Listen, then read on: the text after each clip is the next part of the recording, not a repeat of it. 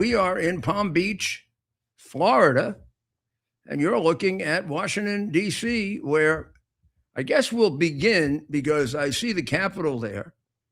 And I mean, I know this. I don't know why I got I don't know why I got angry about this today, but I did. There was a congressman on, a Republican congressman, a very nice young man, obviously one that hasn't been corrupted yet by being there. And he said he's not taking his pay. Now, I had my son on last night, as you know, and mainly we talked about the World Cup. But my son works for Homeland Security. He's not being paid, but my son is a staff of 70 people, almost all very high level security people. Because what's his job? His job is to provide and make sure there's security for the 73 World Cup games, for which there are already 72 that have 1 million requests for tickets. So what does that mean? That means that they're going to have, in something like 12 or 13 American cities, events bigger than the Super Bowl. They're going to be taking place on similar days, and they're going to involve people from all around the world and from places around the world where there are a lot of people that are not very happy. And when I did this for a living a while back with my security company, I always began telling the country that was thinking of bidding for a World Cup or an Olympics or an Asian game, or I would say, first thing you've got to consider is that when you do this, you have your own set of problems, or you don't. Terrorism, whatever. You have just brought every world problem to your city. So now you're going to need to develop a security apparatus that has you not as knowledgeable as the FBI or the New York City Police Department. Because if Spain is going to play, did you ever hear of the Basque terrorists? Well, probably not. But not unknown that they use that as a place to pull off some kind of a terrorist incident to get the attention that they want. And I'm sorry I pick on the boss, but you deserve it because you're terrorists.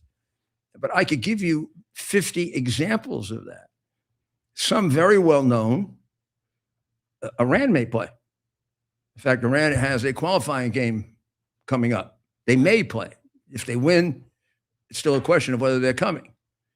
And if they do play, their first game is in Los Angeles, right, where there is a very, very heavy Iranian dissident, Iranian expat, pro-American, pro-democracy, anti-Ayatollah population.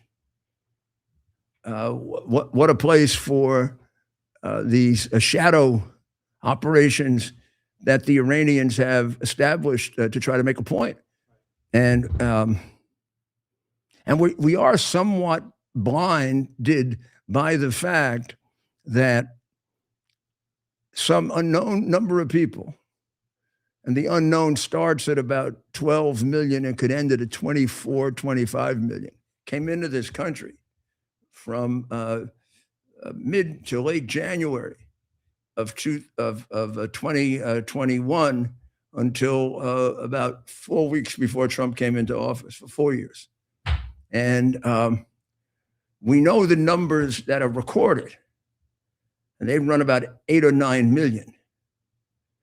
We don't know the people that we never saw. And the Biden administration, unlike other administrations, never calculated that. Other administrations used professionals, and the professionals came from all these stinky Ivy League schools too. MIT did a study, Princeton did a study, Columbia did a study. And they determined that for every known illegal, there's anywhere from 50% to 200% illegals who came in you didn't know about. Now, why is it so wide, the difference? Well, first of all, they disagree with each other. Some studies say 50, some studies say 200. All studies say, however, the more people that are coming in illegally that we identify, stop for a moment even and make a record of, the more of them, the higher the percentage goes up. So, of course, that's logical, isn't it? So the more our Border Patrol, our agents are tied up, if it's 100 people a week, they got plenty of time to search all of the surrounding areas. Remember, the Texas border is gigantic. So you got certain people coming in, small number, like right now, I would imagine there are very few that are coming in undetected because we have an extraordinary amount of extra men and women to stop them.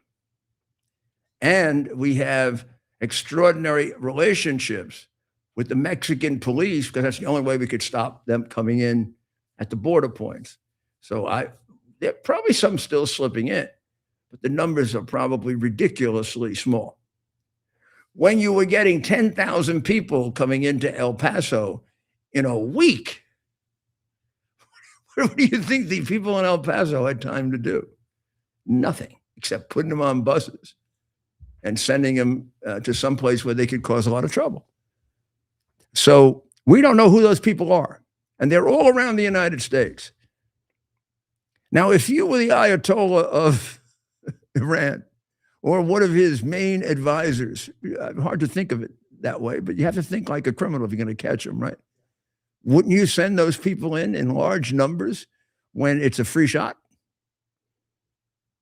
I mean, it's so bad that in China, Biden was helping them come in. But there's other reasons for that. I don't think Iran gave Biden the kind of money that China did.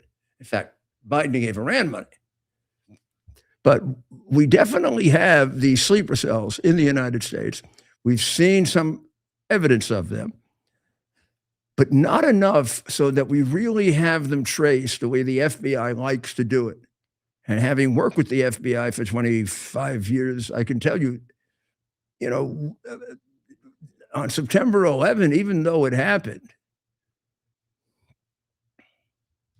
when the second plane hit, there was no doubt with any of the who did it. There was no doubt it was Al-Qaeda, and there was no doubt that it was bin Laden. There wasn't a lot of thinking that had to go on about where did it come from, who did it come from, because we had very tight intelligence then. Not tight enough to pick that, but a lot tighter than we have right now. So on a personal basis, I feel for my son. This is a very, very hard job. It's like looking for a needle in a haystack. Now, how do you do that when Congress doesn't fund the people that have to do it for you? And what kind of horrible Americans are they that they don't fund this? This has nothing to do with ICE. And first of all, ICE has done nothing wrong. But this has nothing to do with ICE. ICE is funded. They're not funded. And the first game is July 11th. So it better get changed very, very quickly, Ted. Right. Because otherwise we're going to have very, very, very serious problem. So speaking of ICE, there is probably no group over the last year that has been defamed, attacked, demonized more by the official Democrat Party from the tiniest little jackass to the biggest jackass, Chuck Schumer. I mean, and ICE is just not incompetent. They're not, by the way, but they're not just incompetent. They're Nazis. They're killers. They're murderers. I don't know how to describe how terrible that is to these men and women who are regular Americans like you and I are. They may even be more dedicated Americans than you and I, because, I prepare every day for work. I do it. I don't get all suited up with a gun every day, go out and know I can be killed. I would do it for my country, but I don't. They do. So for me, when I see people in uniform, I see very special people. I have learned over too many years of life that all people have some really bad people. You know, when a whole group of people dies, it's like all of them are wonderful. And then we find out that some of them are monsters. Monsters die too. Human beings are extremely different, right? And every group has great people, good people, average people, and some bad ones. Law enforcement has a disproportionate number of good ones because it's self-selected. And these men and women do a good job. And when I watch the things that I see on television, knowing this as a profession, I haven't seen them do anything wrong. We could go over those cases, which we did in great detail in Minneapolis. But both of those agents did exactly what they should have done to protect not just themselves, but the other agents. Ted, explain what is going on now that these ICE agents have taken over somewhat for TSA at the airports, and some of the things that have happened that are the most noteworthy. Although we have gotten numerous statements of support for them, numerous statements of thanks, even for just simple things like telling people where to go, how to get there. We have also got numerous statements with all this chaos going on at the airport, right? You've seen it on television. You've seen the opportunity for violence, even among disgruntled passengers, is tremendous. And you've got these law enforcement agents there. You see them there, and you got your kid with you. You say, "Oh, okay, a lot better." Right. These are good people. But explain this one, because this is extraordinary, and somebody should take this guy, bring him up to Chuck Schumer, and say, "You have immunity." Punch him in the mouth. Right. So we are following a case. We try to get somebody from ICE to join the show. We might be a few minutes away from getting a very special. Well, that's good. But you describe it, and then if we get them, we get them. If guest coming on 8:25, I'm just being told a very special guest. Well, just describe the facts so that when he comes on, yeah. So what we learned this morning is that ICE, in fact, helped save a baby. A 1-year-old baby was not breathing. Apologies here, we're just managing a lot of things here. But we have video of... Yeah, show the video. Yep, we're going to show the video here shortly of this ICE agent responding to a medical emergency and assisting. It's again, this is grainy footage. There it is.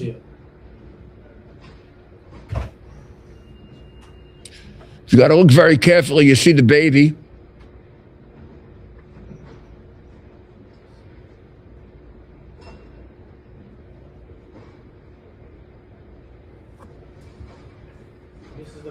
This is just security video of what happened. We're trying to, while we do this, I'm going to try to pull up a report.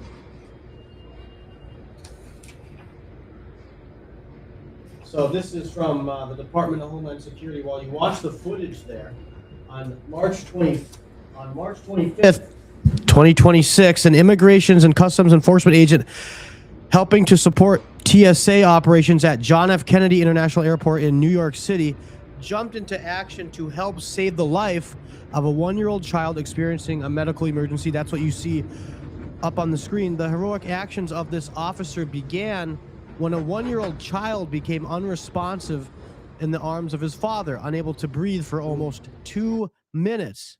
What you're seeing is CCTV footage of this incident.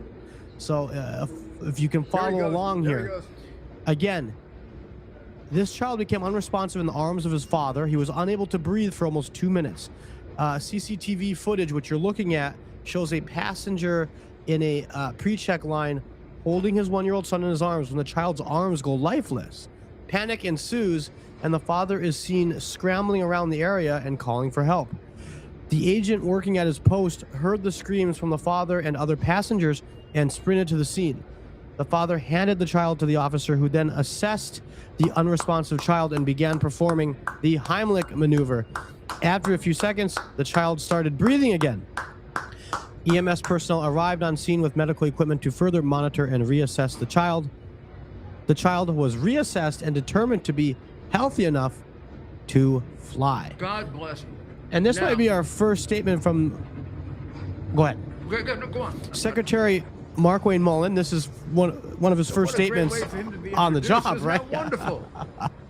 The ICE agent sprang into action and saved this 1-year-old child's life. If our agent had not been there and stepped up, this could have been a much more tragic outcome. Or had he not been trained in the Heimlich maneuver. And they like to say they're not professional. Now, I'm going to tell you, I've had several incidents on airplanes and in churches where people had to have the Heimlich maneuver. My former wife was a nurse. And as you know, Dr. Maria is a nurse practitioner. And in both cases, I've seen at least 4 different cases of this. Someone, in this case, we're talking about elderly people, were very, very ill and appeared to be dying. In one case, the nurse, the attendant asked, "Is there a doctor on board?" There were 3 doctors at least on board. They didn't get up and help. What? Judith did it. Maria also did it in another situation. In the church, right here at St. Edward's, Judith and I did it for a guy who fell. Nobody would help him. They were afraid. They're afraid of liability. They're afraid of liability. I asked both of them, why did the doctor? They said, they're afraid of liability. I said, why aren't you? They said, no. Yeah. What is illegal? I mean, because this is something that came up years ago, Mayor. If There's no. You should jump into action and help. If Yes, you can. yes. I mean, you'd have to. What are these horror stories we hear where somebody helps another person? Well, The person lives but suffers some other issue and then turns around and sues That's them. almost the point that I was making. There are good people and bad people. And luckily, he was there with his child, with a very good person who happens to be an ICE agent. And that is the norm for an ICE agent. I would suspect that almost every single one of the ICE agents would do exactly the same thing, and is just as well trained and just as able to do it. And what they are doing is enormously important. The people they are taking out, a disproportionate percentage of them are perverts, sexual molesters. This particular group of illegal immigrants was disproportionately involved, people who have sexual perversions. You want to know why? Because they came from countries that generally don't come to the United States because it was wide open. They're not allowed in. And in these countries, their sexual practices are somewhere in the dark ages. You know why I know that so well? Because that's what happens at the UN. You want to look at a report, at least back in the 90s, of a typical week at the UN. There were very few weeks at the UN when we didn't have to go to some diplomat's house and pull a wife out who had been beaten like hell by the diplomat from Upadupa. Because Upadupa is not a country, it's a criminal enterprise. like the one that is behind the 9 billion stolen in Minneapolis. They just came to Minneapolis to do what they do back in Somalia, except they walked into an already much better established program. And when Mike said that Minneapolis did us a favor with that, he's right. If you think this is the only place that they're stealing, I would say, amounts of money you will never believe from our benefit programs. It isn't. Minneapolis are not, the people in Minneapolis are not professionals at it. People in Washington are, the city of Washington. People in New York. New York's been doing it for 170 years. You get good at something, you do. New York Democratic politicians have been stealing from the city for 170 years. May I have a whiteboard, Ted, before we go off? The whiteboard, my little whiteboard. I've got to just put, you've got to see this. You just have to see this number. You just have to see. Yeah, I need my very impressive pen. It's a big one with the wrong cap. Find the right cap for it. Okay.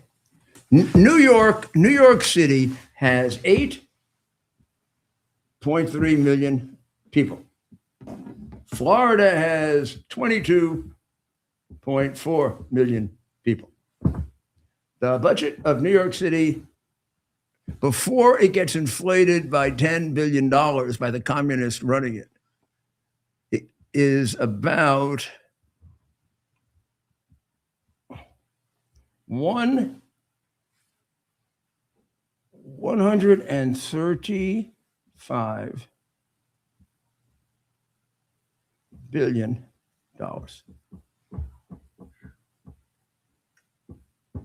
Budget of Florida is about 118 billion.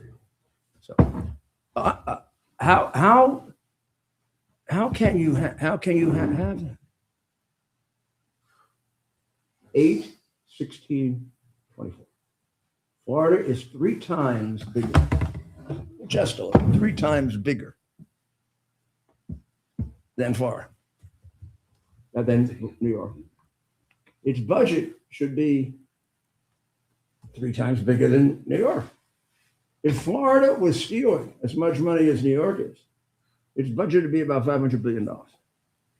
Oh, you want to know the budget of New York State?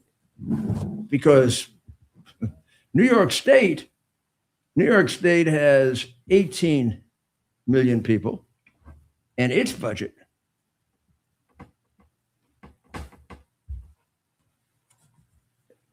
is $245 billion. So New York State has less people than Florida. It spends more than double the amount of money that Florida does.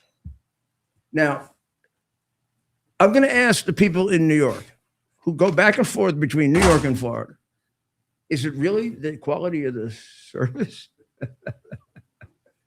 You're going to say they're inefficient, they're horseshit. They steal. And you know where it happens? It happens in the benefit programs, particularly when they can make it an emergency program. The minute it becomes an emergency program, that's what COVID was. That's what all these health programs are. The governor or the mayor can escape competitive bidding. So now there's no record. He can go to a company that's willing to put up twice as much money. He can charge twice as much as someplace else. And then all that money is available for him, for his people, for their families, and an appropriate kickback to the company. It happens all the time. It is built into the Great Society programs. It has been that way since the 1970s. And I'll give you one other. So you just take a 360-degree look at it, right? From the top. How can that be explained by anything else other than corruption? And that's why you poke into Minneapolis and you come out with 9 billion, 10 billion, 20 billion. You think the Somalians are the only ones stealing? Somalians learned that from the people that were doing it before they came here. They may come from a country where there isn't an awful lot in terms of respect for the law, but they didn't invent this system. This is going on all over the place. That means schools without kids, medical facilities without kids, hospitals that have 300 patients and are billing for 1,000. And when they are non-bid contracts, there's very, very little accounting that's done. Democrats don't believe in something like going back every year and doing an audit. If you ever went back and did an audit of the Democratic programs, they'd all be in jail. Every single one of them. The reason we have the out of control expenses that we have is that we tolerate systemic corruption in the big cities, the old democratic cities. It's built into the history of the city. It's built into the culture of the city.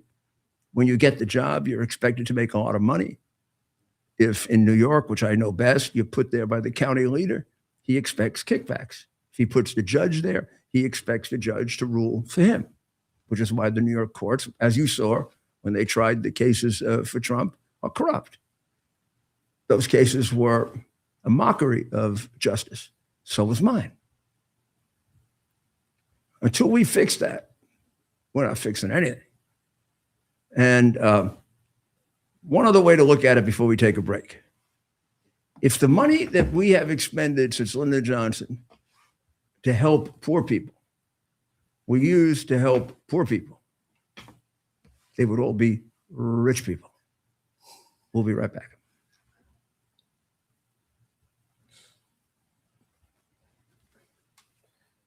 U.S. Army Major Scott Smiley paid a high price serving our nation. Scott was leading his platoon in Iraq when a blast sent shrapnel through his eyes, leaving him blind and temporarily paralyzed. Scott would become the first blind active duty military officer before medically retiring years later. Thanks to friends like you, the Tunnel to Towers Foundation gave Scott and his family a mortgage-free, specially adapted smart home. Show your support for America's hero. Are you ready for some action? I'm ready for action. Get the Elite TV plan only through the portal. 218 channels, and it's only $69.95 a month. Wow. Including your free portal. That's cheaper than everyone else. Your favorite sports, movies, news, Wow. even daytime dramas. We're talking about ESPN, OAN, Newsmax, Wow. channels you can't get anymore in certain areas. Compared to the competition, this is a way better deal. Endless selection. Not to mention all the free music channels. There's over 700 premium and classic movies all ready to go. Wow. Plus, they got catch-up TV that allows you to go back and watch what you've missed or want to watch again. Cut your cable in half and get twice as much for free. Way more channels for half the cost. After the first year, the subscription then drops to $57.95 monthly, Wow. where you change or upgrade anytime. Go to QUXNow.com and get yours today. Use promo code RUDY. Act fast. These deals are selling out. Here we are, pretty much at the beginning of the process here at this pristine, I call it a laboratory. It's not like a factory, it's like a hospital. This is the beginning of the process for roasting. Deep grain, very good quality. Most people don't use this quality. We deal with small farmers because they like to know who we're dealing with. They give us the highest quality, all organic, non-GMO. You should know all Arabica beans, no Robusto, all Arabica. They're gonna go into the roaster and it'll get roasted for about 20 minutes or so.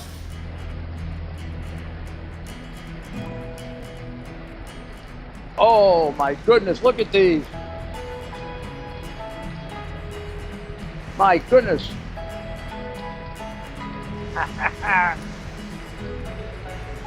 You're going to want to specially order these.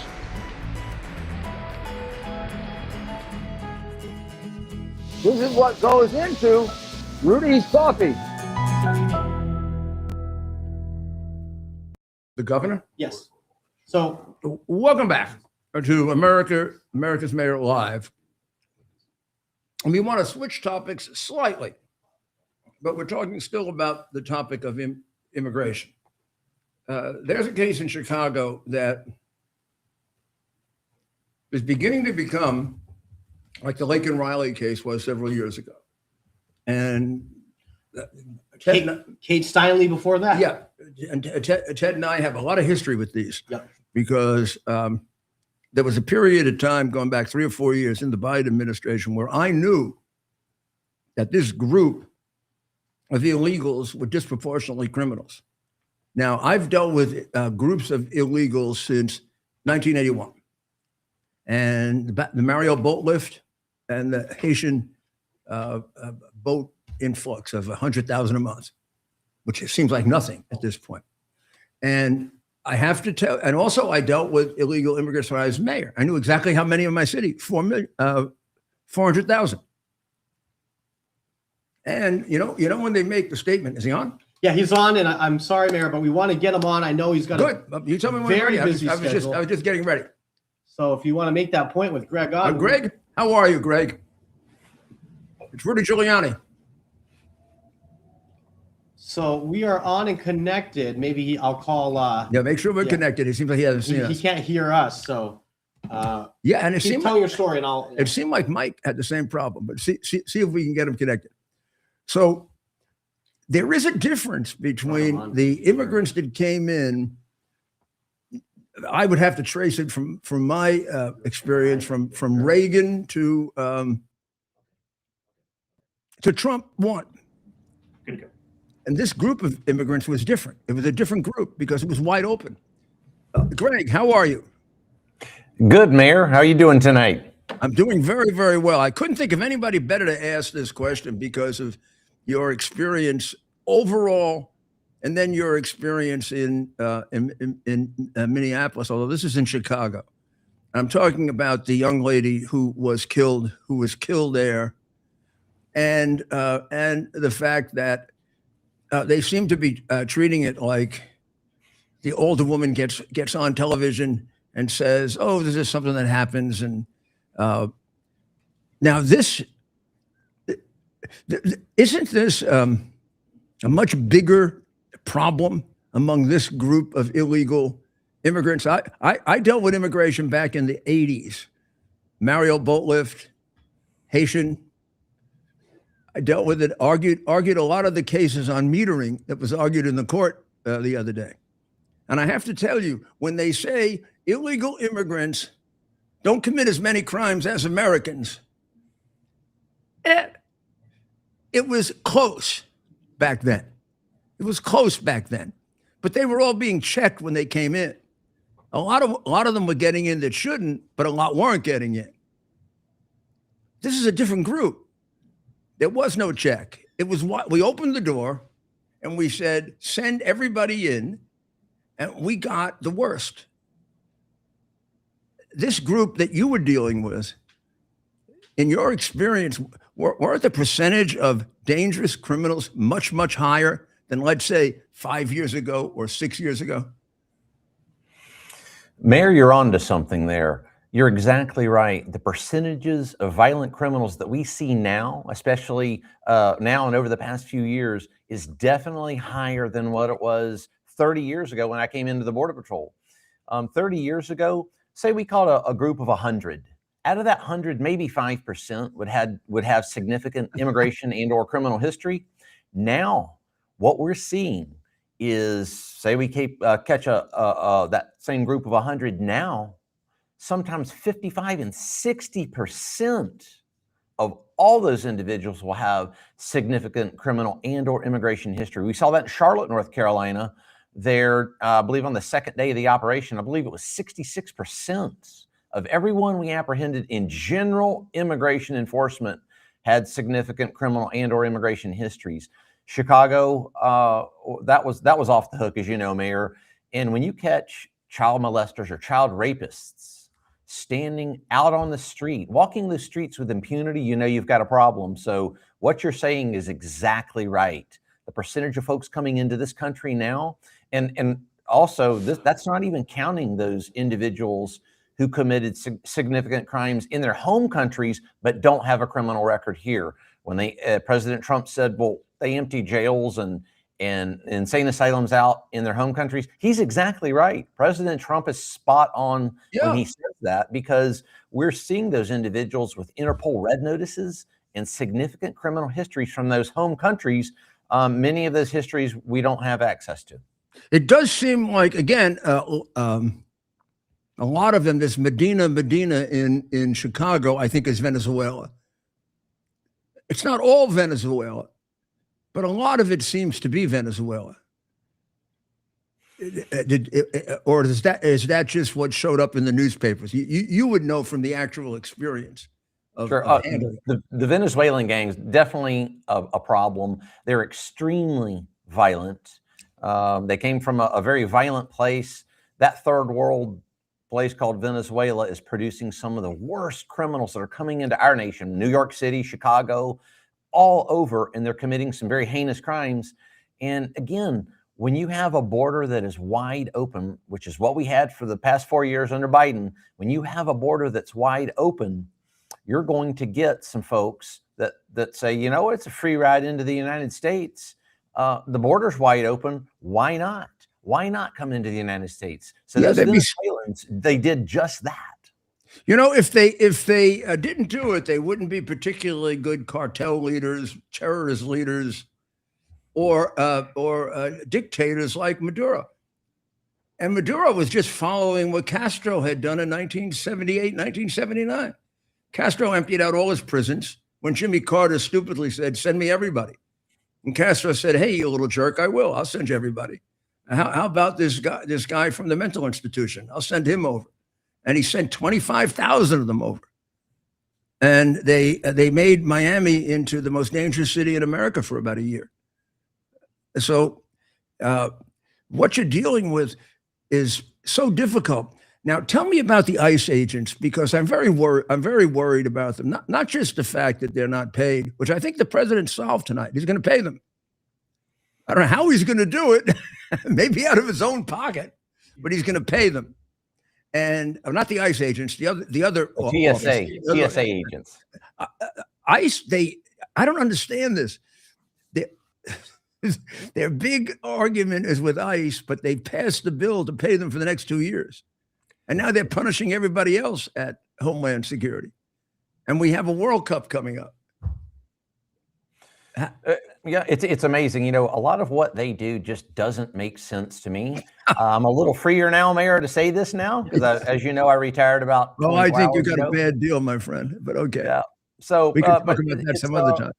Yeah, no, it's definitely they attack the ICE and the Border Patrol agents because those are easier targets for them to go after, because a lot of times these liberals and these Democrat politicians, they rely on emotion and not on facts. And you know that as well as anybody, Mayor Giuliani, but they rely on emotions and non-factual scenarios and that type of thing. We rely on facts, and the facts are that the ICE and the Border Patrol agents have a legal, ethical, and moral mission, and they're carrying that mission out, and Border Patrol's done it for 101 years.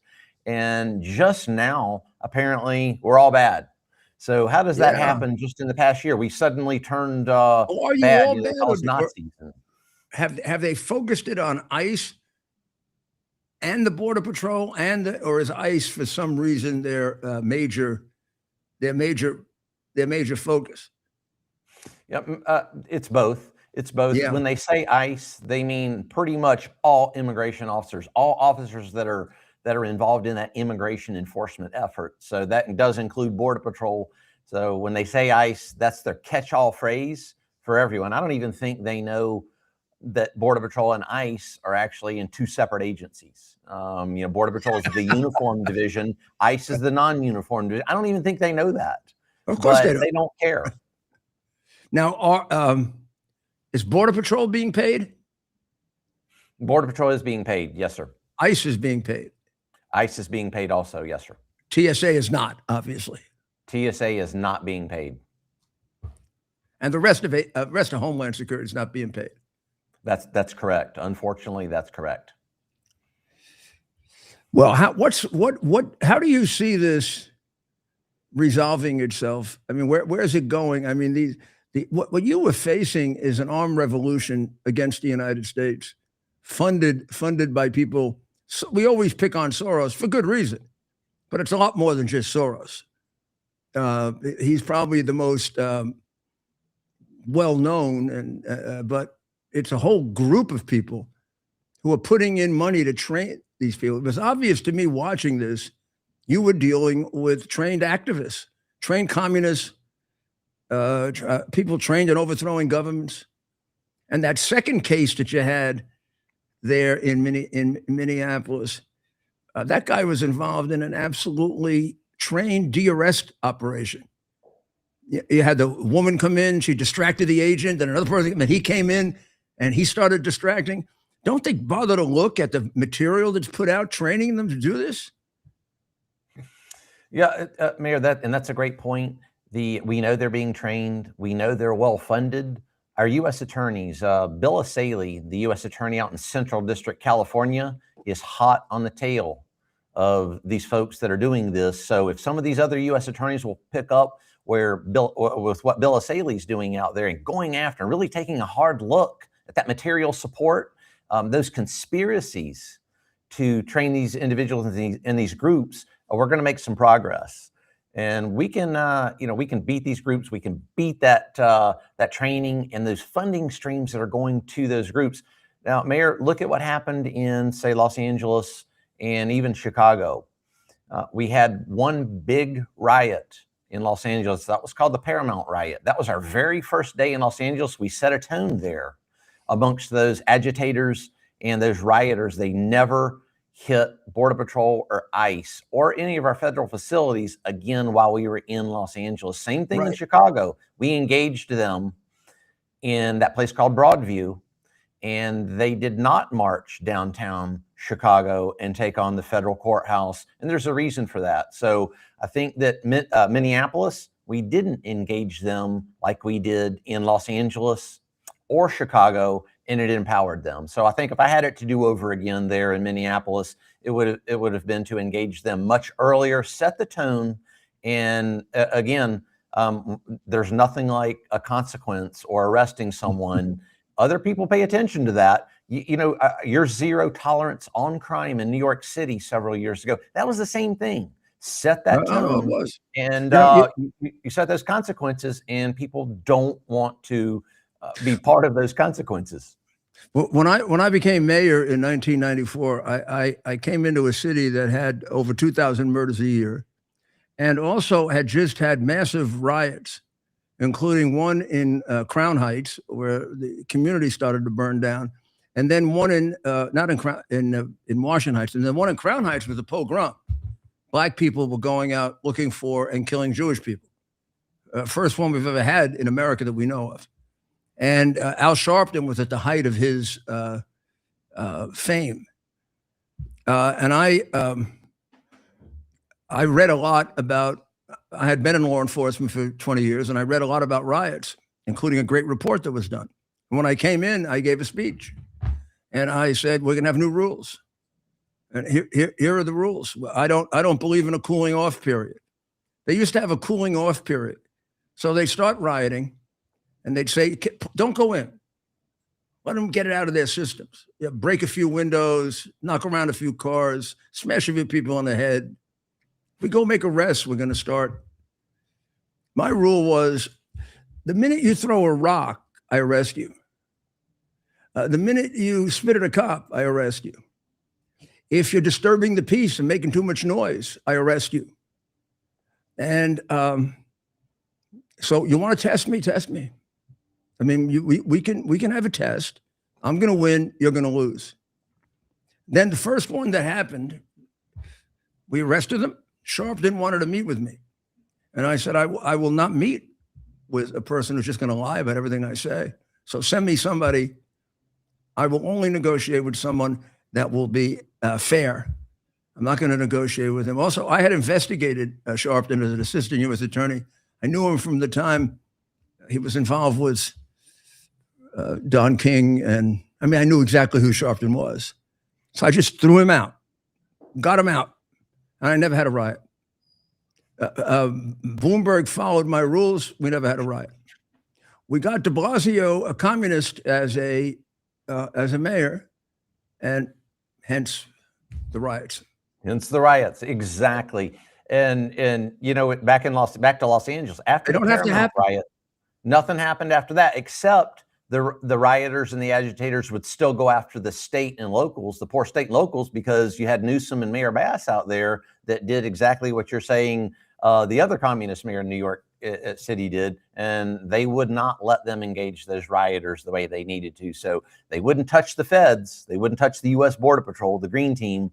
So they started going right after the state and locals under Newsom and Mayor Bass, because they allowed their officers to be preyed upon by those rioters. But when you set the tone, just like you did, and just like you're talking about, you set that tone, you don't have riots. It's actually a pretty simple concept, and I wish we had set that tone and been allowed to set that tone in Minneapolis. Because honestly, Mayor, the folks in Minneapolis, those agitators and rioters there, and I've said this many times, are actually softer than the ones we encountered in Chicago or Los Angeles. Now, but did you have less support in Minneapolis? Much less support. Yeah. Zero support from state and locals. I mean, even in Chicago and Illinois, if you saw there at the Broadview facility, the state police started coming in and giving us a hand. Towards the end of our tour in Chicago Police Department under Chief Larry Schnelling. Schnelling was a fantastic police chief. Yeah, that's a real police department. Yeah, real police department. They are real professionals. Once they started helping us, the violence went down immediately. And then take a look at what happened in New Orleans. We had one use of force incident the entire operation. That operation lasted about a month in New Orleans. That was because we had full support from the state police, full support from the governor of Louisiana, and full support from the state and locals. Mayor, we were actually putting Border Patrol agents with police officers in marked police cruisers, and zero problems. Not one riot, only one use of force in a month. Absolutely amazing. Why can't Minneapolis or some of these other cities and locales take a look at what happened there in New Orleans and what a fantastic method of enforcing the law with zero violence? Then you don't have the Alex Prettys and the Renee Goods and all the problems that happened there in Minneapolis that didn't need to happen. It didn't need to happen. That was the mayor's fault. You're in a much worse place. I mean, you had a mayor who I consider and have disrespected as a mayor from the day that he gave up the police precinct. I have no idea how he can remain as a mayor and give up a police precinct. And when it happened, all of my friends who were New York City cops and officers, and my close friend Bernie Carrick, who was the police commissioner, I mean, I think we wanted to go out there and arrest him ourselves. Giving up a police precinct? I mean, it's absurd. You might as well let them run the city. They do. You also have a governor there who there's an ulterior motive. I mean, that guy's been paid more money by Red China than he has by America. So you got a real problem there. You were in the lion's den, and the place where communists operate most effectively. And they wanted to make a point. I want you to know that many Americans respect your incredible service, even before Minneapolis, and what you did in Minneapolis, standing up for those great men and women. I respect it very much. Mayor, thank you. And it does go back to those men and women, those Border Patrol agents and ICE agents. Thank you. Yeah, it has to. And I would see you, and I would see the secretary. And when I saw you talking about what great agents you had, it reminded me of my experience in law enforcement, both when I was in that position and then when I was in your position. And God bless you. God bless you. Thank you. Sir, we have one more question, Commander. This is Ted Goodman. We've got and on his end, he's got Nick Sorter with him. Shout out to our friend Nick Sorter, who's been helping the commander. There he is. Look at his hat. Look at his hat. Nick was there. I would have interviewed you. Yeah. This is the guy that you want to talk to. You don't need to talk. You talk to me anytime, Mayor. Well, shout Nick out got to that Nick. hat in a riot somehow. And I also know Nick was helpful. God bless you both. Nick was helpful to the commander in getting the message out up against the fake news while they were out in the streets. So shout out to Nick for that. But Commander, people are asking. They want to know what's next. Someone like you, you can't retire. We can't lose guys like you. What's next? There's too much experience there. Right. Seriously. America needs it. Well, yeah, I'm Someone open here and watching says you look young. hey, thank you. I'll take that every day. But I'm open for business. It's always future's wide open. Our country does have a problem, and we need, and time is of the essence. We need to remove these illegal aliens from this country. America flourishes without that burden on it. So I'm ready and open for business. Well, God bless you. I miss my Mean Green team. That was my tribe.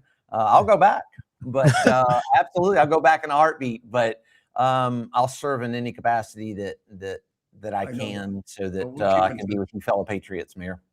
We'll keep in touch. Great respect for you and for Nick. God bless. Thank you. Thank you. That was a terrific interview for a guy that's been through a lot. And I'm going to tell you, I watched that. He knows we watched Minneapolis very, very closely. Analyzed the arrests. I brought in people. We put on ex-New York City police officers, other police officers to analyze this. They didn't do anything wrong. They didn't do a damn thing wrong. They weren't too harsh. They weren't too difficult. When the police officer who shot the woman in the car shot the woman, it wasn't a car. It was a truck. It was aimed right at him. And her girlfriend on the other side was yelling at her, "Drive, baby, drive," knowing that the agent was right there. I actually believe, but I'm never going to be able to prove this, that the woman driving the car was not paying attention. She was talking to the instigator on the right who was harassing the agents. The instigator on the right saw the agent right in that spot and starts yelling at her, "Drive, baby, drive, get out of there, go, go, go." She first backed up just a little. She must have been in the wrong gear. Boom, she jammed it into drive, and the car the truck jumped out. There's no chance for him to get away. If he had attempted to go to his left, he'd have gone under the truck. If he had attempted to go to his right, it would have been relatively easy for her to move her wheel and knock him to kingdom come. So he did the only thing he could do to hope to knock her off her attempt to crush him under that car. He shot at her to save his life. And it was as clear as a bell. When they first put it out, when they put the first video out, and everybody condemned him, they never showed that he was in the front of the car. They never showed him. When you get the full video, you see he's right in front of the car, and they know it. Let's go to the second one. The second one comes there. He's been arrested a week earlier. He didn't get arrested a week earlier, but as you know, he got into a fight in trying to break up another arrest. He's part of a team called the DRS team. The DRS team is trained they belong to an offshoot. I've forgotten the name of their group, but it's a trained group. I'll get it for you. But they have a training video, and the training video shows how to interrupt an ICE arrest. They call it de-arrest. It works something like this, and think about what this looked like. You see ICE is surrounding a guy, right? Usually having trouble because the person creates trouble in order to help himself. Person creates trouble. It doesn't just voluntarily submit to being handcuffed. So the person creates problems. That'll bring in usually another, sometimes 3 or 4 agents. So now you have like a scrum going on. First thing you saw, a woman comes up and taps the agent on the back, gets him out, and she starts arguing with him, and the agent is arguing with her. This gets it down to 3 agents. Then you see another guy yelling and screaming at another agent. The other agent looks around. When that happens, he comes in, and an agent comes out and starts to move him back. At this point, only 2 people were on the defendant, who was a sexual violator, by the way, fighting with him. And luckily, they were able to get him anyway. But that was the point at which he was supposed to run away, by creating the distraction. And it works maybe half the time or a third of the time. But it's called a de-arrest operation. And they are trained in doing it. They do it in Europe. They do it in America. It bore every single, if I were defending that guy, I could get you experts on Antifa that would, you see, Antifa just got convicted as a domestic terrorist organization. And this is one of the reasons why they're a domestic terrorist organization. They are trained in terrorist tactics. This is a terrorist tactic. And the guy was involved in another one 10 days earlier. We didn't get that until much later. And I'm going to bet you, I'm willing to bet you that the guy was involved in a lot more of them. And nobody wants to cover it. Did you hear anybody describe that to you? What I just described to you? Even on conservative television. We get scared or we're not knowledgeable or Right. that guy got screwed bad. He really got screwed bad. I mean, look, if you want to say to me politically, it could have been handled better. Okay. But only because the media is against you. Right. If it were a fair media, they would have written about both of those arrests. The people responsible for it is the woman. Instead of being home with her 4-year-old baby, is driving around trying to stop arrests of sexual predators. And as to the other guy, he's spending all his time trying to learn how to break up arrests. Now, what do you think is going to happen to you if you're carrying a gun and you were engaged in the exercise of breaking up arrests?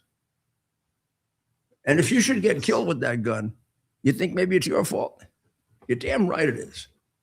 And what are you going to train your kid? You're going to say to your kid, you should be like those two people. You should be like her. You should forget your kid. You should be driving cars and blocking ICE agents so that we can have, more sexual predators in our community. She was also going through this whole trans bullshit. And you look at her 2 years earlier, she's a pretty girl who looks like she's the girl next door. Now she looks like a truck driver. Right? She was like a truck driver. Right. I mean, this is another one of the trans thing. We have so many of these, and then they want to say it doesn't have an effect on violence. There she is. So she gets there. She gets there.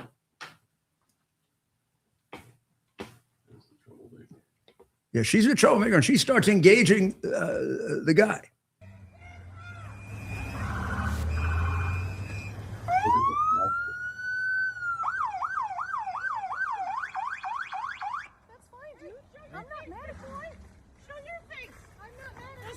Change our plates every morning, just so you know. It'll be the same plate when you come talk to us later. That's fine. U.S. citizen, former fucking country. You want to come at us? You want to come at us? This is all done to distract them.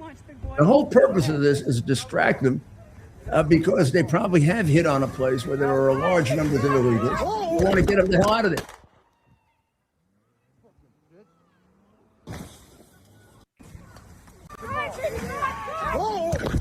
You hear it. Drive, baby, drive.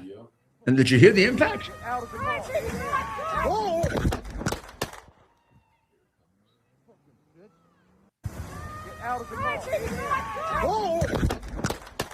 I have to say, now looking at it, it does look like she's looking at it. It looks like she's looking straight ahead. But she is being encouraged by the troublemaker. And the troublemaker right after that made a statement saying, it's my fault. Which, of course, we're never going to hear that again. Of course. Oh, we won't hear that one again. She just wanted to get rid of it. So it hasn't gotten any better. I mean, you look at what happened in Chicago. It's only a few days ago, right? Yeah. This lovely young lady who comes from Yorktown, New York, and is in college in Chicago, goes out, I think it was on Sunday night, with her friends, and she said, it's the first thing they said when they heard about it is, she was out at 1 a.m. Yeah, but she was in a place that the governor had said is the safest place in Chicago. Well, why wouldn't she go where Fatso Pritzker said, this is the best place in Chicago? And in any event, she was going to see the Northern Lights. She wasn't exactly going to drink beer with a bunch of other kids who wanted to see the Northern Lights. So as they're going away, they encounter a guy who is obviously a professional criminal, Jose Medina, who is in this country illegally. He's been arrested twice. He's never been turned in. to ICE. When he was arrested, the Chicago authorities covered up for him. Yeah, I believe they were harboring a criminal. He comes out of he comes out of the courthouse. There's an ICE detainer on him for violating federal law, and they don't notify anybody. They don't notify anyone. So he gets out. Had they notified ICE, particularly given how this girl would be alive today. Now that's a policy of Fatso Pritzker. Yep. And the guy's in the country because of Joe Biden. So who killed her? I mean, the guy killed her, obviously, but it wouldn't have happened if we hadn't had the phony election of 2020 and elected Demented as president. Right. And if we didn't have a governor who doesn't have any time to govern because he eats so much. Right. Come on, I have a sense of humor. He can't take it. Roly-poly can't take it. Guy was born, they say, guys like him, they say he was born with a silver spoon in his mouth. He was born with about 50 or 60 spoons in his mouth. That spoon probably never came out, Ted. When you look at him, it looks like the spoon never came out. Right. With a silver buffet in his mouth. But it is a shame that poor girl. Well, here is Pritzker just a month earlier claiming to be at that same location. How many cops did he have protecting Lots of him? runners coming by on the Hey, Chubb. lakefront path. As if he's there alone, right? Yeah. Absolutely gorgeous. Here's He the claims he's on the south side, but he's on the south lakefront trail with those that know Chicago. South At the lakefront same place? trail, No big difference. South side. Oh, yeah. Just gorgeous. Look at that overpass over Lakeshore Drive. This was the area we'd have to look at a map to know exactly where. Facilities for. But it's just so everybody. phony, right? He's obviously there with security, Good morning. as if he's like he's going for a jog. Come on. Look. Yeah, I'm sure that's what he was doing. Yeah, going for a morning run. Early morning. Lots of runners coming by.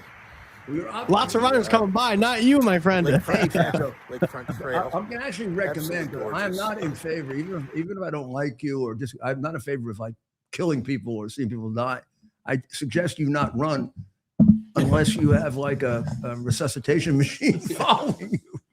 It's I think available. maybe walking like you're doing for about 5 years, then you can start running. Yeah, right. Well, he's getting some heat, but Maybe they could someday elect a Republican. right. I mean, the greatest Republican in the history of the country was what comes from that state as a public official, Abraham Lincoln. Right. And we got this crap there. Well, Chicago alderwoman Maria Hayden, who said about Sheridan Gordon in the wrong place at the wrong time.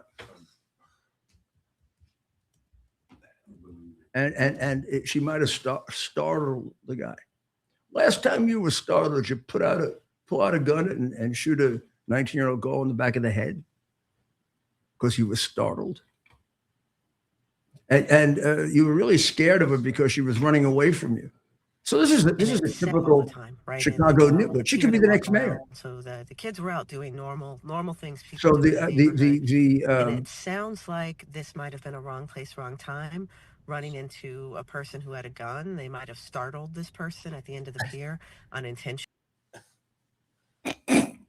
all this really illustrates is how far the Democrat Party has gone to become the party of the criminal. They're the party of the communists and the party of the criminal.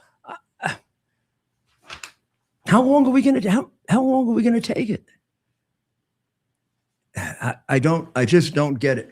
Then I do have to tell you, in my own former state of New York, there was a case that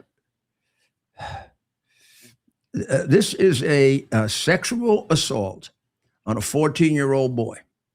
Okay, the Manhattan District Attorney, that's another communist running it, put in there by Soros's millions, and I don't know what number conviction this was, but her name or his name or its name, because it's one of these difficult situations. This is, I always get them wrong. I switch them. I think this is a man as defined in the Bible. Because in the Bible, God made it simple. In the first book of Genesis, he said, I made them man and woman, I made them. He didn't say man and woman and something else. Although there is a candidate in Texas that wants to be governor that says that there are 5 of these. So I'm interested. He hasn't named the other. I want to know the other 3.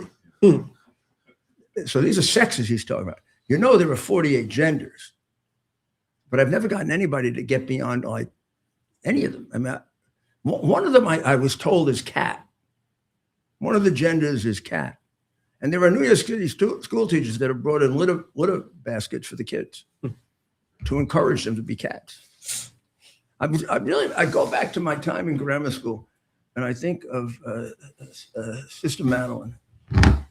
One of the kids came in and said, Sister, I'm a cat, and I'd like you to get me, Mommy and Daddy say, and they're willing to pay for it, but you have to pick it out so it fits right. You got to find a little cat place for me here so I can pee. How long do you think she'd last as a cat? The next day she'd come in and she'd be saying, good morning, sister. Oh, I pledge allegiance to the flag of the United States of America. Whew. So this is, you tell me what this is. What is that? Can you see it? You tell me what this is. Is this a man, a woman? Looks like a woman when you see it there. Well, he tries to be that so we can get into the ladies' room. Its name is Nicole Alexander Contreras Suarez.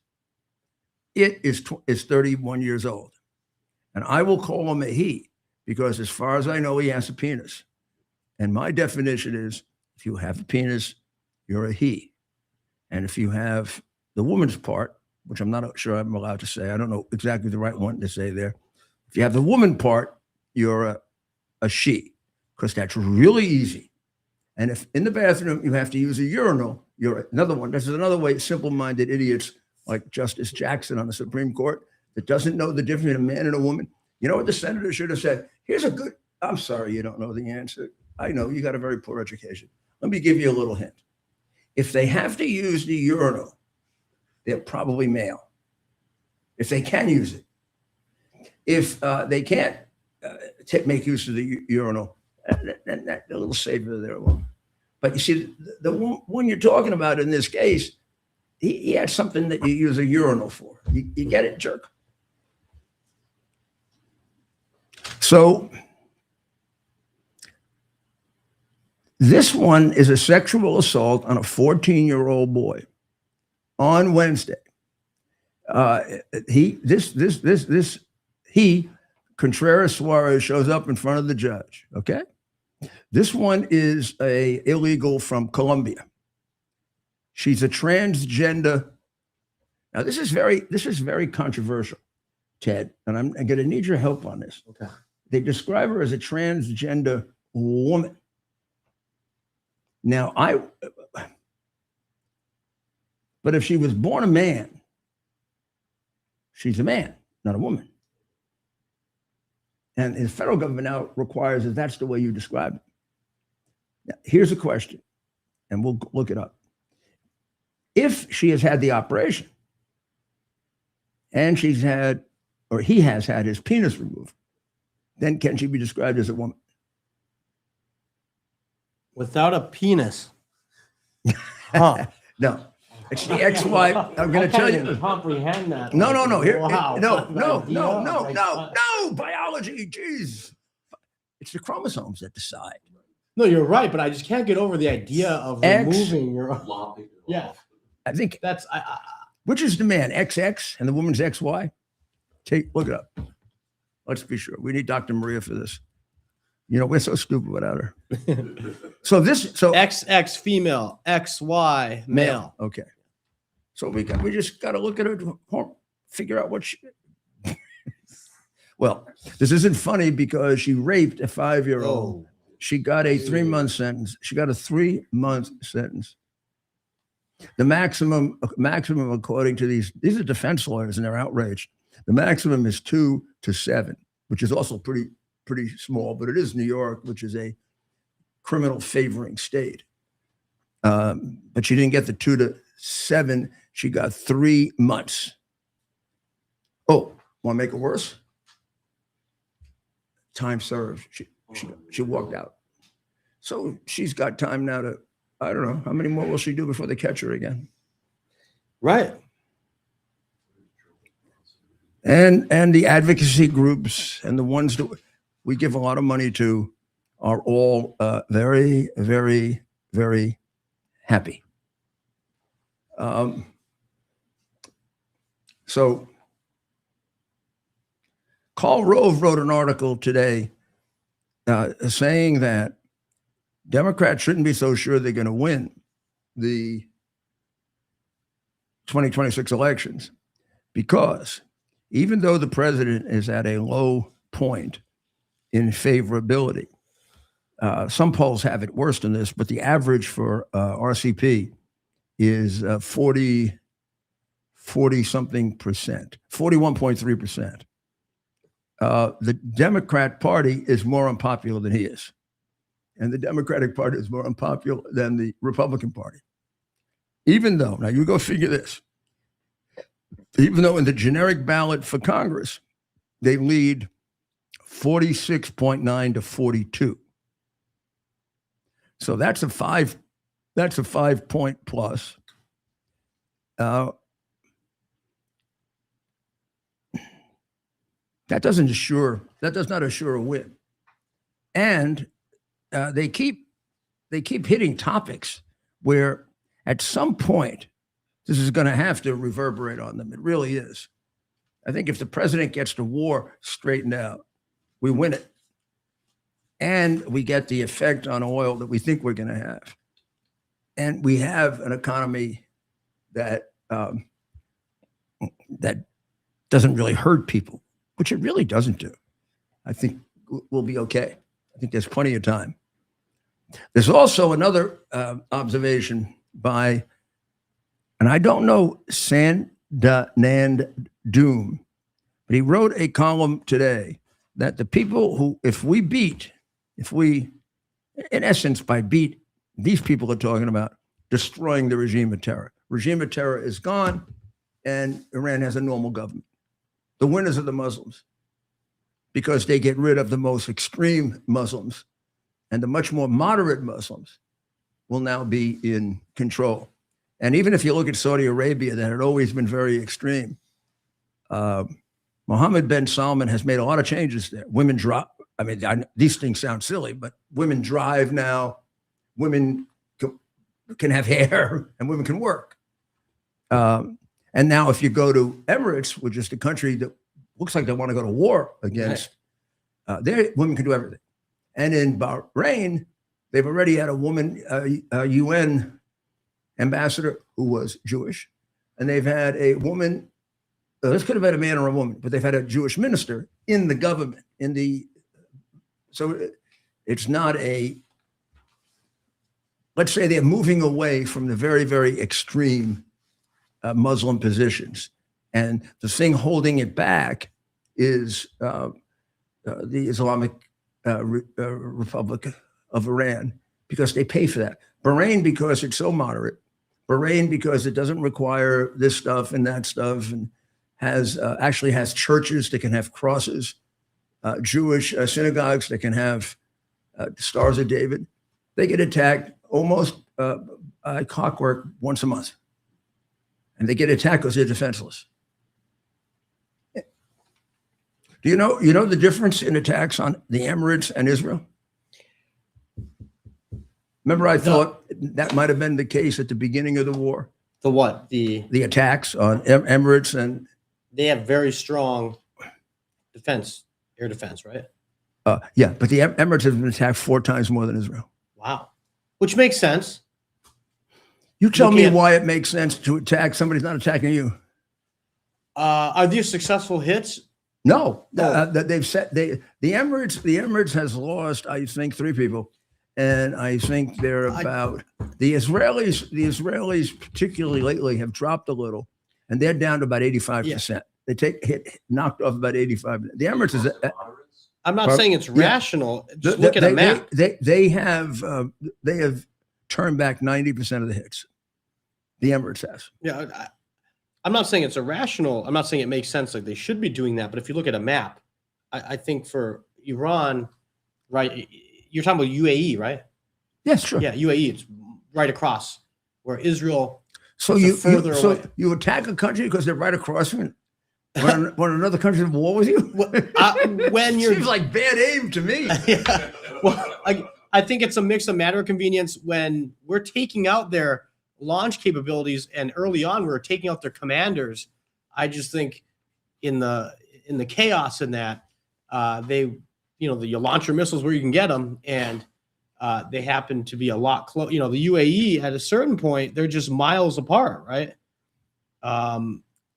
Just across the Gulf. I do think if they keep doing this, the president. I mean, the president is very rightly so sees this as a war in which they're all helping us, and their input's is going to mean a lot. And I think, from what I'm reading of the Emirates, they want this war to continue. They want to be in a situation so that they don't have to face this again in the future. So you make some kind of a deal with them. There's no way to know if they're going to keep it. I mean, think about. I think the president. The first time the president did this, he didn't say it. The second time, I think he noted it. The president has now said that they exchanged this communication, right? And he said to them, "And you better tell the truth about it." Right. Now, suppose they don't tell the truth about it. Why would you negotiate? And do we even have? We know they're not going to tell the truth. Right. We know they're going to enrich uranium no matter what they say. Right. Right. So the question is, what else can be done to hold them to any sort of agreement? Nothing. They should be destroyed. They should be driven out of office. One of the things we should no theocratic government, no monarchical government, no dictatorship. You're going to have a democratic government. You're going to have to be committed to no nuclear. You're going to have to be committed to making peace with Israel and all the countries around you. And you're going to be under joint supervision for 10 years, like a parole. And I think we're at the point now where that was going to be very, very hard with Hamas because Hamas didn't hurt them. I think you'll get Saudi Arabia. I think you'll get Jordan. I think you'll get Emirates, Bahrain, to agree with you, and they'll put forces in. They've already agreed on their own to put forces in to patrol the Strait of Hormuz. So I think that's a doable. That's a very, very doable distinction. So let me conclude with something a little lighter, okay? Yep. The World Cup, as we said, begins on June 11th. So now they're playing the games for the final teams to qualify, and there are going to be 48 teams. First time, always been only 24. 48. Wow. It is the most watched sporting event in the world. One game couldn't get more than the Super Bowl. The final gets about 8 times the Super Bowl. We have 73 games scheduled for the U.S. Right now, for 72 of the 73, there are 1 million requests for tickets. I couldn't get Andrew to tell me the one that doesn't have the million, Maybe we'll go to that one. Maybe we can get into that one. No, we want to go to the one with the highest demand. So here's the cute story. The tiny little nation of Suriname has never ever been in the World Cup. Yeah. And it's unfortunate because they have been a big part of some of the great teams. They have players from Suriname that play for Barcelona, AC Milan, Juventus, and Ajax. Now, I wouldn't know these names, but these are all all-star soccer players. Mm-hmm. Rund Gullit, Frank Roucard, Clarice Seedorf, Patrick Couvert, and Edgar David. And they tried to put a team together, and all these guys would go play for Norway or something like that. So this guy who had been a ball boy for Ajax and is from Suriname, Brian Tevredan, decided he wanted his country to be represented. And he went ahead and he went on his own. He's obviously a very successful businessman. And he met with all these players, and I think he was successful in terms of the stars. There were like 6, he got 5 of them. And he convinced them to come back and play for their team. So this has been going on now for about 6 years. And last time they almost qualified. And this time they are 2 games away from qualifying. The playing, yeah. The teams that are up. New Caledonia, Jamaica. There are 4 teams that haven't been in that are going to be in for sure. Cape Verde, Curacao, Jordan, and Uzbekistan. For them to get in, they have to play 2 playoff games against Bolivia. Bolivia is probably good. And you never guessed the next one is Iraq. I saw that, yeah. And we got it up on the screen here. So these are not Iran, Iraq. These are 2 spots. There are 6 teams now competing for 2 spots. Those games are actually happening now. Iran is in the tournament. They've actually they're in the tournament. And they've asked not to play their games in the United States. We'll see what the status of that is. They wanted their games moved all exclusively to Mexico. But where is the championship being played? If they were to play in the championship, is played at Meadowlands. Are they going to just not? And the semifinals? I thought it's reversed of the last time. The last time they had the World Cup here, the semifinals were played at Meadowlands, and the finals were played at the Coliseum in LA. I think they're reversing it, but they're not using the Coliseum anymore. They're using the new football field. SoFi. Pardon me? SoFi Stadium. Yeah, I imagine Carson City. But we don't have stadiums that really fit the number of people they get. The only one that will is Dallas. Well, if we use some of our college stadiums, Michigan Stadium, Michigan, right? They get 100,000 people for a game, and I'm not going to say regularly, but it's not unusual. Right. Whereas our football stadiums run more like 60 to 80,000. Yeah, but our college football stadiums. But we're using the pros. Right. Yeah, the venues have been set, which makes sense because they're in major. And you only have a couple of college stadiums at 100. Michigan, Ohio State, Penn State. I'd love to know Auburn's number when it's full. Alabama. Notre Dame. 100, but real close. Notre Dame's about 80,000, I think. Notre Dame, I don't think is 100,000. Right. And Jerry Jones can get that up to. He did it for the Super Bowl. He got it like at 110 or 120 because you can have standing room. Michigan Stadium remains number 1. So what size? How much? 107,000. Okay. Beaver Stadium 106,000. Ohio Stadium 102,000. Beaver Stadium, that's Penn State. Ohio Stadium 102. Kyle Field, that's Texas A&M 102. LSU 102. Tennessee 101. Saban Field, that's Alabama, of course, 101. And at number 8, Texas, Darrell K. Royal, Texas Memorial Stadium, 100,000. So you're right, just 8. How could Texas not be the biggest? I think Michigan likes, in Michigan, we like to keep that number. So I think there's little tricks in that we do. So to what? keep number one. Just before we sign off, how big is Dallas? What's the biggest pro? Dallas? Good question. Let's get that. And I'm gonna guess.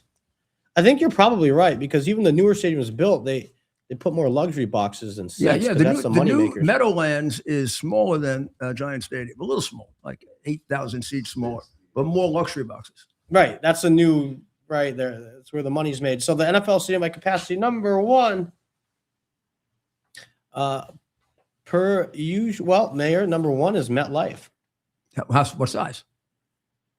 82,000. So I guess they have a asterisk next to Cowboy Stadium because you're right. What does it say? What does Cowboy they can say? expand, as the mayor said. Mhm. Per usual, you are right. Well, what's their AT&T usual? Stadium is listed as 80,000, but can reach to 100,000 for certain events. That's right. Lambeau Field's number two because we had these big additions. Your New York Giants are number one. Lambeau Field's number two, but we put up new seats up in the end zones.